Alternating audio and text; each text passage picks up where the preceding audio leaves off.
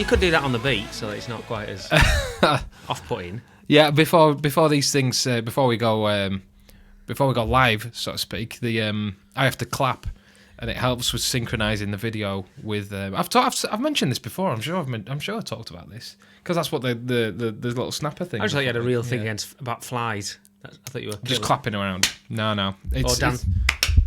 All very technical video director kind of stuff. Yeah, very technical. This is take number 2.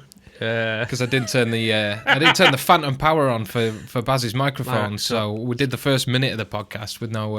It was just me, just talking to myself. But some people might think that's not a bad thing. Why didn't you leave it like that? Perfect. Well, the setup was perfect. I've perfected the art of talking to myself in my house, because you just talk away, and I don't know if you find this, but sometimes you talk it. Well, Lila and the kids and whatever, and it's just like, am I here? You know? Yeah, no, all the time. Yeah. You're about you and the lads are about the only person that listen to anything I've got to say. Yeah. You what?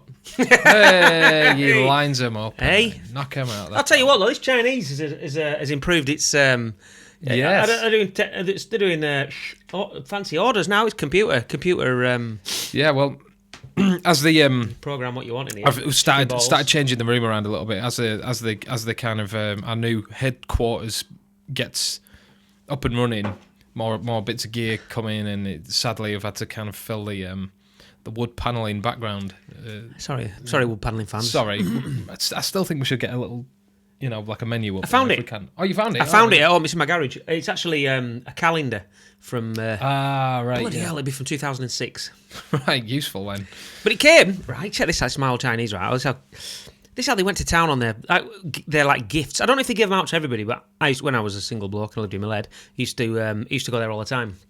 And then I went in one Christmas, and he gave me this it was like a gold tube with all embossed, and it had like a big red. I'll bring it in and show you if you don't believe me. And it had like a red cord on one end. I'm like, what's this? Like some sort of ancient scroll. I took it out, and it was like a big, huge, like bamboo calendar.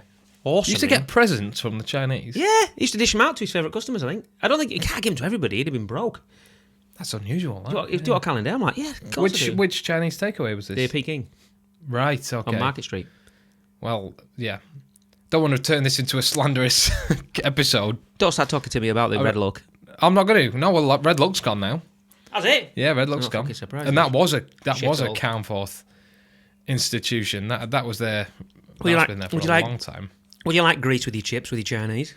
That was a very well. Anyway, we're not going to start slagging off local businesses, existing local businesses. Anyway, is it? But anyway, it doesn't look as much like a Chinese takeaway. Maybe a Chinese takeaway. Much of a taxi office now. / taxi office, yeah, maybe, or / recording studio. Yeah, yeah, maybe. But yes, this is the podcast where we. Well, that's a 10 minutes wasted, anyway. Obviously, talk a load of bollocks. And we've already, like you said, talked bollocks for a couple of minutes already. Yep. But this is the Massive Wagons podcast. We do have a point. We're going to get to it.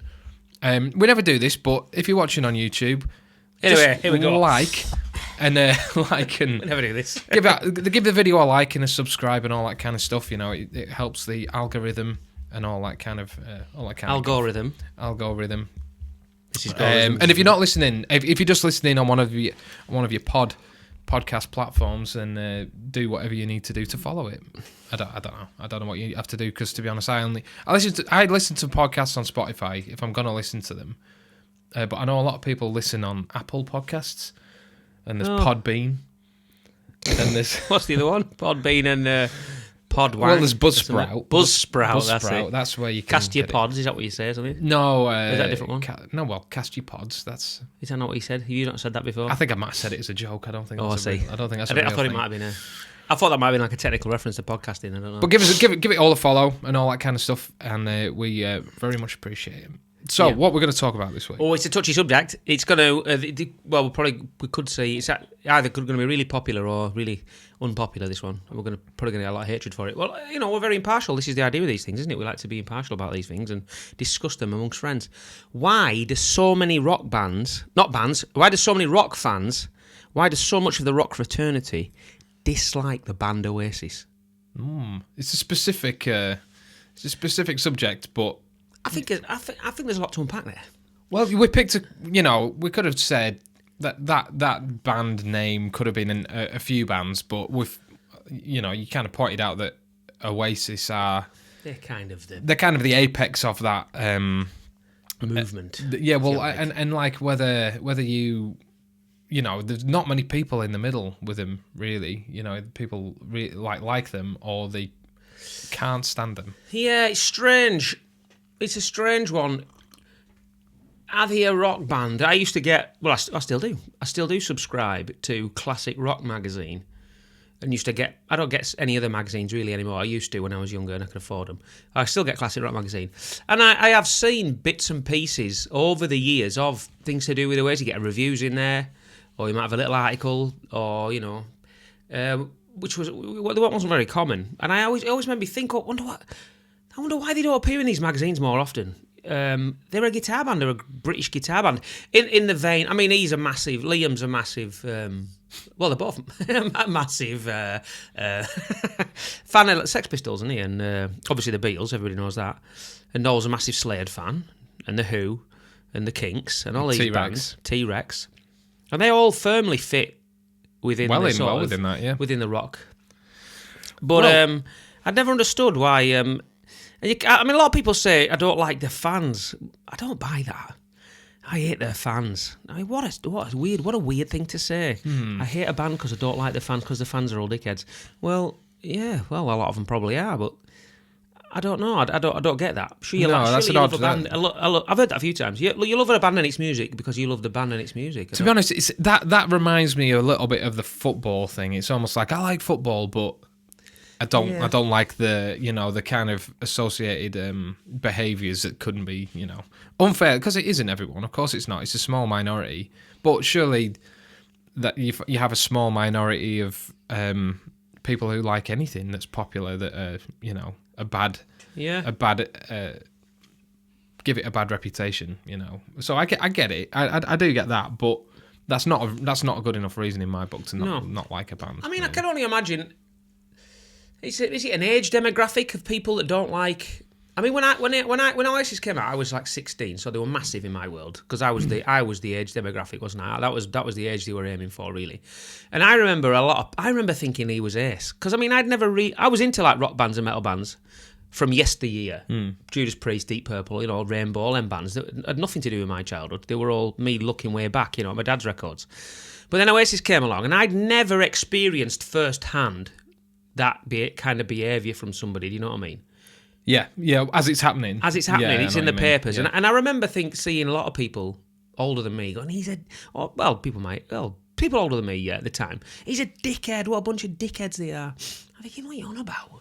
How can, I mean, the guy's not, it's only having a laugh, it's just a bit of stupid behaviour, isn't it? And then you look back at bands like The Who and all these people, really, the Sex Pistols, and maybe they probably had their haters as well, but you could draw a line through all that ridiculous behaviour, can't you? Yeah. And I could never just understand why they were so loved by so many and hate.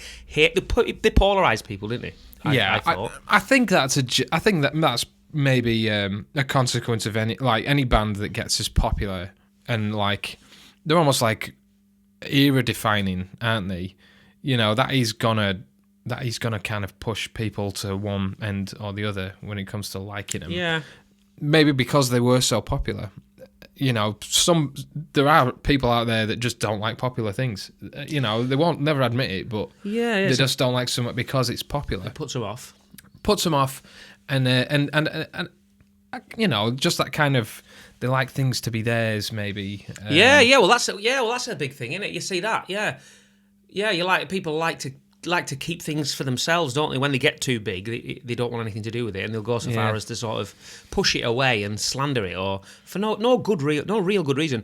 I mean, the fact that their fans might be dickheads and that he might be a dickhead, are there two good enough reasons not to like a band's music? There are artists, I'm sure. If I sat and thought about it, that are absolute dickheads. That I love their music. I think their music's amazing. That's why I listen to it. You can't knock Oasis's music, can you? Really? Well, if you can't, 2 albums, anyway. if you don't like the music, you don't like the music. That's fine. But that's fair enough. But I as a rock fan, I don't see why you should instantly shut the door, like slam the door on it before you've even really given it a chance, just because it's Oasis. If you know what I mean, like yeah. So yeah, you know, if you don't like the music, you don't like the music. But to not like the music before you've really listened to it as a rock fan is ridiculous because it is rock music, like it or not. It is it's rock music. It is rock Um, music. That's what I was hoping you'd say. Yeah. It's rock music. I've always thought it as. I mean, it wasn't really sold as rock music, was it? I don't suppose it was.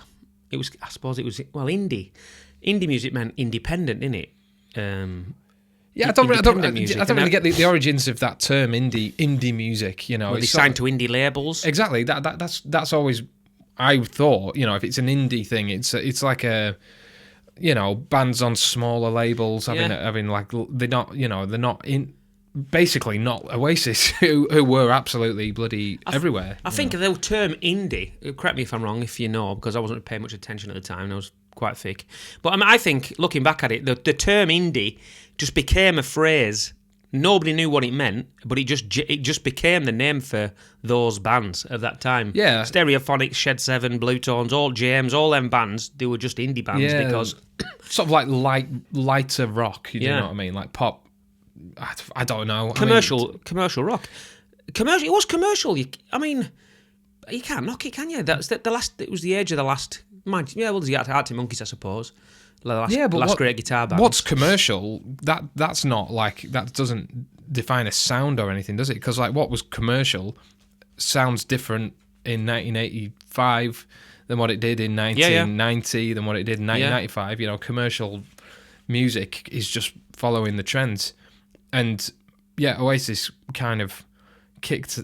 Well, did they kick it off? Because I mean, that's an argument, isn't there? Really, what other bands were there around at the time or before that's really sounded like Oasis? There's Stone Roses. I don't think they sounded that similar. Though. No, I don't think they did, but I think they took a lot of what they did from them. And the Stone Roses. They took the Parkers, didn't they? Yeah, they did that. They're stupid echoes. The Stone Roses and the Smiths were kind of two big Manchester bands, weren't they? That were kind of in their. Well, Manchester bands, I suppose, in there. Primal Scream were another one, I think. Were they going before Oasis? Maybe, but I mean, like, they don't... Yeah, Primal Scream, of all the bands you mentioned, I think they share more in common, sound-wise, than with Oasis than... Obviously, the Stone Roses, they don't hide that fact, do they? That they were huge Stone Roses fans. No, definitely not, no. But, yeah, I genuinely think they did something different. And a lot of that is down to, I think, Liam's voice. Yeah. And delivery, you know. Noel wrote great songs, but it was Liam's voice really that. Yeah, I agree. Yeah, nobody sounded like him, did they? No, at all. And it was the flaw. It was kind of the flaws in his voice really that made him as good. He sang. He didn't sing like a sing. He sort of sang like he meant what he was singing. If that sounds corny. He sort of really sounded like he meant what he was singing. There was a whether you liked his attitude was there in his singing, wasn't it? I always thought. Yeah. You know. Yeah, well, it's all gibberish, isn't it? Like, oh yeah. And again, Noel Gallagher himself says like songs are just totally. People look for meaning in "Don't Look Back in Anger" and that, and he's like, doesn't make any sense whatsoever. There is no meaning in it. It's just a string of cool sounding phrases put together. I was like that about Phil Mogg songs. Same. Because they mean loads, don't they? I defy you to make sense of them. Fathom anything out in those bloody songs. Amazing, but you want to sing them, don't you? You just want to. They're sing-alongs, aren't they? Picks, you know, cool. It's less about the meaning and more about the words themselves. You know, they're just cool, sound impactful, and you know. Yeah, they're powerful words, aren't they? And probably just something that rhymes. You know, it's easier to rhyme when it doesn't have to make sense. But no, I think Oasis are, My personal opinion is I like them. I think they're definitely maybe, and well, the first three albums basically I think. I think the third album got a bit of unnecessary stick. They sort of said they vanished up their own arse, which they probably did. But I think it's full of great albums. Be Here Now, that's the third album, isn't it? That's the one where they started. Yeah, it's got some great songs on it, but you could tell they were just imploding a little bit at that point. It was all getting a bit. They've said that themselves, haven't they? They were starting to, I would say, believe their own kind of godlike status, if you know what I mean. Like, Yeah, it's a little bit self-indulgent. It was kind of the only way that it was kind of. You look at it though, it's kind of the only way you wanted them to go, and because people were rooting for them. I think that's why they were so popular, because they were just a bunch of scroats, weren't they? Really, from a middle of Manchester somewhere, and that's what you wanted to see them do, and they did exactly what you wanted them to do, was to rocket ship to the moon. And I suppose that was inevitable, really, wasn't it? When that happens, it all comes crashing down a bit, doesn't it? Really? Yeah, and especially like, when they did. What's the Story, Morning Glory? I think like that was done in was it Rockfield? They recorded that in Rockfield, and they got, I could be wrong here, but they brought their live sound guy in to have a hand in mixing that, because they were so. I'm sure this was the case, and I'm sure they like and to basically mix it like a live gig, because you listen to that and it's like. It was the album that's always sort of said it to have kicked off the loudness wars, right. Where I didn't know that. Albums got louder and louder, or the perceived loudness. Because once the volume gets to a certain point, your speakers are literally just blaring, clipping, and they can't produce the sound that that the CD's telling them to do. It's just like it's going literally off the edge. But that was the album that kind of did it, because it doesn't sound like they really knew. Whoever mixed it was just pushing it, absolutely pushing it. And it was just purely going for sound. Yeah, just purely volume, pure volume. So it sounds like a gig, and it's loud and it's a great sounding album. Not a lot of dynamics in it, but that is so exciting, And especially if it's never really been done before. If it's exactly. been brought to a new ear, a new age, a new group of youngsters, and they're hearing that kind of music for the first time, it's like. Yeah. Wow, well, from that point onwards, though, it kicked off, some really kind of awful sounding, sonically sounding albums, because they were just trying to do that. Replicate it. But there was a lot of there were a lot of bands. I mean, how many? Again, I've always said that people that don't like Oasis, that's fair enough, for stupid reasons, but. He must have been responsible for so many people picking up the guitar. Yeah. I defy it. There must be loads of rock and metal bands that people now love that are only there because they picked up a guitar when they were 15, 16 years old and listened to Oasis songs and learned Wonderwall. Yeah. Or whatever. Do you know what I mean? Yeah. Which obviously led to other things, but he must have been responsible for the sale of so many guitars and so many people picking it up. Yeah, it's. Can't knock so many floppy hats. Bucket hats. We we do a good line in bucket hats. Up to you. I think, certainly from a guitar point of view, and again, he's a he says himself, Noel Gallagher, he's like, I'm not a great guitar player, I just make it up, and I do what I can for the song. And I think a lot of, again, it's almost like as a result of the grunge thing, I think, at the early 90s kicked off, and that was a movement of, that many people can't be wrong. They're sick of the poodle hair cuts and the the standing on top of a cliff type guitar solos and all that kind of self-indulgent stuff. And then it's, it all stripped back, and this was kind of like the UK's answer to that a little bit. I never thought of it like that. Yeah. Everything got made real, didn't it? This is how they exactly. are. He's there in his Umbro jacket. Yeah. He's not there in his leather jacket with his massive haircut and his top hat on. And his chaps. He's there in his Umbro jacket and his haircut that was cut by his mum. Yeah. And it's just the real deal, isn't it? A little bit like the whole Seattle thing, like I said, the grunge thing. It's kind of. I've always kind of looked at it like that. Really, that.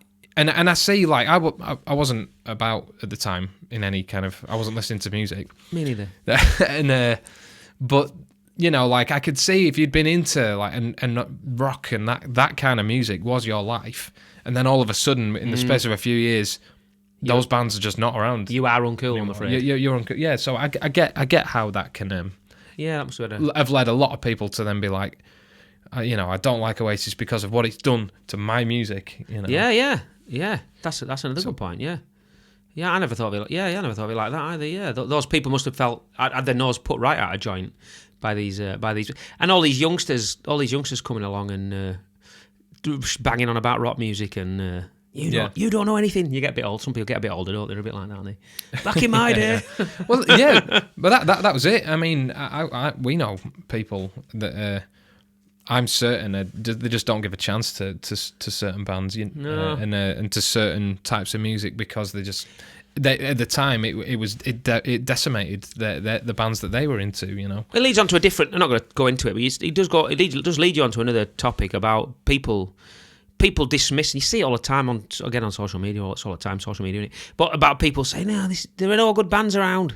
Nothing's been the same since the 70s." It's like you haven't stopped listening to bands from the 70s, then, have you? You clearly have not listened to anything else because there is plenty of great music. Well, if that's all you want, then fine. If all you want is to hear Led Zeppelin 2 again and again, then of course it does exist. But them same bands then get slagged off for sounding too much like Led Zeppelin. Yeah. Do you want things to move along or don't you? Because sadly, like when music moves along, and it always does, and it always has to. That it's never always gonna go the way you think for the better, and I think Oasis and that I'm not a grunge fan. I know you like Pearl Jam and Pearl Jam. All that. I don't mind some of it. Yeah, it's but for me it's not it's not for me really. But I completely understand why it had to happen and where that movement came from. And I think Oasis is the same. I think it just had to happen really. Yeah, definitely. Sort of, it just reinvigorated everything. It was a great time. I thought the 90s was great. There were some amazing bands. I never saw the divide either. I mean, I look back now and realise that, well, people call it Britpop, don't they, and Brit rock. And I suppose Oasis kind of fell into the Britpop. Don't know, the Britpop. But then you got like the Wild Arts and Terrorvision and all that with more Brit rock. But I just put them all together when I was that age. I never divided any of those bands. It was just they were just all in the same magazines and all just had a slightly different look and slightly heavier guitars or whatever. Well, that was it, wasn't it, as well? Skunk and Nancy, they were a great band from that time. I mean, with Blur, that whole... I forgot about them. That whole rivalry between, that was marketing genius. I mean, the record labels at the time knew exactly what they were doing. We're all there, so absolutely lapping it up. Oh yeah, they're going to get a boxing ring. Yeah, exactly. Yeah, how the heck? And it's all nonsense, like But I wonder if they must. I'd love to have been a fly on the wall with like Oasis and Blur, because there was a lot of stuff said at the time. Because I know I won't say what they said, but it won't take much to find. Google it. Google it. But I know Liam and Noel said a few really nasty things, and maybe the Blur lads didn't.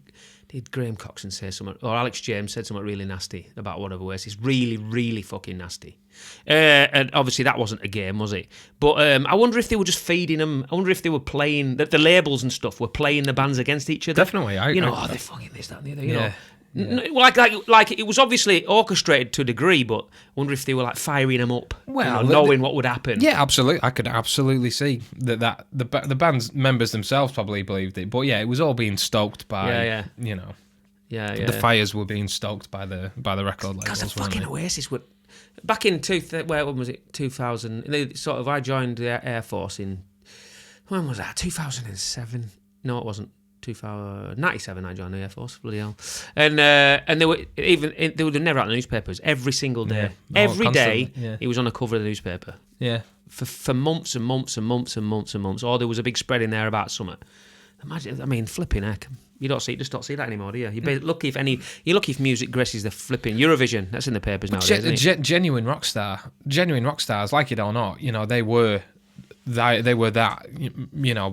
Mick Jagger, Paul McCartney level of superstar. Yeah, at the time. And that can't you can't remain unaffected by that, can you? No. And that for the people that criticise them really based on their personal antics and the way they behave and the way they talk, I get that. But kind of also like it. I do. It's like, God, to be nice and safe 100% of the time. Do people really want that? Do you really want that? No. Nah, you don't. You don't. I mean, we've always said, haven't we? We'd rather be a band that polarise people than be liked by people. In the middle of the road, I'd rather be loved and hated rather than be somewhere in the middle all the time. Oh, they're all right. I'd rather be loved or hated, and they defined that, didn't they? Completely. Yeah. And it's ongoing now. I mean, all this stuff about the reunion and you know, they've both got their solo careers, you know, the two brothers, because it really is the two brothers, isn't it? I know it was a sort of, you know, bonehead and whatever back in the day, but it's really about Liam and Noel. They're the ones that sell the tickets. And, you know, like, Liam has sort of carried on his path, and he stayed very true to his sound, if you know what I mean. Definitely, you know? But then Noel's gone off, and the High Flying Birds sound quite different, I think. You know, they're a little bit, yeah, boring. a little bit. For?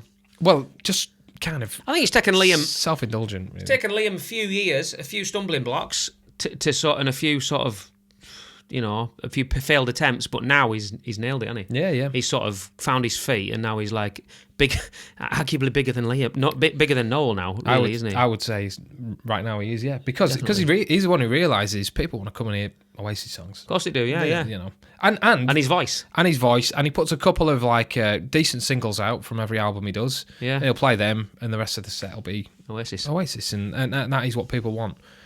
And all this, I think they're just bad. They must be just biding their time. Think it's all a game? It does keep crossing my mind. Is it all a game? Is it a... Well, neither of them need the money. I'd imagine neither of them need the money. No, well, yeah, but the thing is, though, Gene Simmons doesn't need the money, does he? But he wants the money, doesn't he? No, but you only... I think they're just being smart. You only get really this card to play once. Of course you do, yeah. And you know, when they do it, it'll mean stadium tours, headline Glastonbury. That's what I mean. Is it a game? It's going to be absolutely huge for them. And it will happen. I always think it's just a lot of crap. Oh, they've blocked. Oh, have they? Oh, okay. Well, how many years are we going to count this time? But while they're both ticking along, why play that card now? Exactly. No, you're right, yeah. No, you're right, yeah. They're both flying, aren't they? Yeah. No pun intended. No pun intended. Anyway. But he's a, you know, over the years, I think I prefer Liam, really. I don't know. Yeah, I do. I don't mind either of them. I like listening to them both. Whatever you think of them, they're not boring, you know, which is the absolute bloody worst thing anyone can be, especially in music. So they both always got something to say, whether you agree with them or not. It's, you know, it's interesting. I was going to briefly mention before we go that who's the guy on Instagram, the guy you follow, the guy in the studio who does the song breakdowns. Rick Beato. If you want to, he does an Oasis song. He does. It's brilliant, and it's like wow, and he's blown away. And he said, you go back to him saying about Noel said he's a cat guitar player, but you listen to how he writes his songs and how they're broken down. You got to give the guy respect. Well, he gets it, Rick Beato. He says all right for time.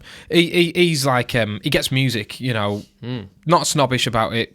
If you're into music and YouTube, he's got a colossal YouTube channel. It's massive. And he does a series called Why Is This Song Great? Or What Makes This Song Great? And he does an Oasis song. And at the same time, he's doing Rush, he's doing Queen, he's doing, you know... he's not doing us, Rick. He's not doing... No, Rick ain't doing us. Come on, Rick. What makes this song cack? We should do that. And he does Wonderwall, I think. And I thought, God, bloody Wonderwall, you know... I'd never hear that song again and be happy, but there's obviously something good about it. And he breaks it down, and he's, nothing but complimentary about Liam's voice. It makes you look at it in a different way, doesn't and it? delivery, and Noel's playing, and how understated it is, and how it meanders, and it's all about the big picture and how it makes you feel and an emotion. And watch it. It's great. It might change your opinion. Or one of the greatest bands ever to come out of this country. Oh, right now. Is that another episode? There's a thumbnail. Oh, everybody down! We should call this podcast episode, and then I might do that, and then bait everyone in. The greatest band ever. Before we go, big shout out to SE Electronics for hooking us up with these microphones, banging mics, and they're great. So thank you very much. Thank you very much, guys. And don't forget to like and subscribe. Yes, do all of that, please, because it makes us feel good. Wanted. To be honest with you, listen to. That's a problem. Yeah, so also in your comments, let us know about Oasis and what you think of them, your experience, and keep your language reasonable. Keep your language. Okay. Don't anything at me. It's not my fault. Not my fault. Not reason, is it? Yeah. That's good though. Good topic. All right. See you next week.